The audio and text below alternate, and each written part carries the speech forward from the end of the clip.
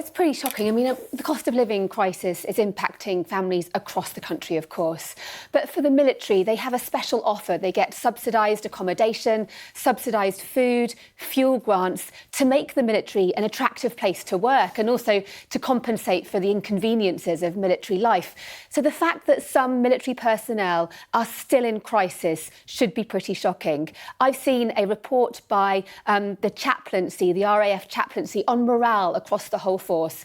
And it has a quote in there, an anonymous quote, saying that the food bank is popular. It says that food bank use is being seen in a number of units, the majority of units across the country. It says it is still single digits of families per unit, but still shocking that that's happening. And at RAF Coningsby, a food bank was set up there. It's a big base in Lincolnshire where our Typhoon jet squadrons are based. I've been told that it was set up by an aviator to get donations from service personnel to give to civilians in the local community, but that actually a source told me that RAF personnel have been using it too.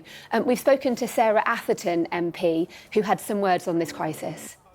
I am hearing stories from charities about service personnel seeking hardship grants and also going to food banks. Now, I know the MOD have tried to address this in some way, so they've capped their accommodation increase charges by 1%. Food charges have been frozen, and they're going to introduce wraparound childcare from the next academic year. But it's not good to hear these stories, particularly from our service personnel. So the documents that we've seen relate to RAF, the situation inside the RAF. I've been told from sources in the Royal Navy and the Army that there's similar hardships there.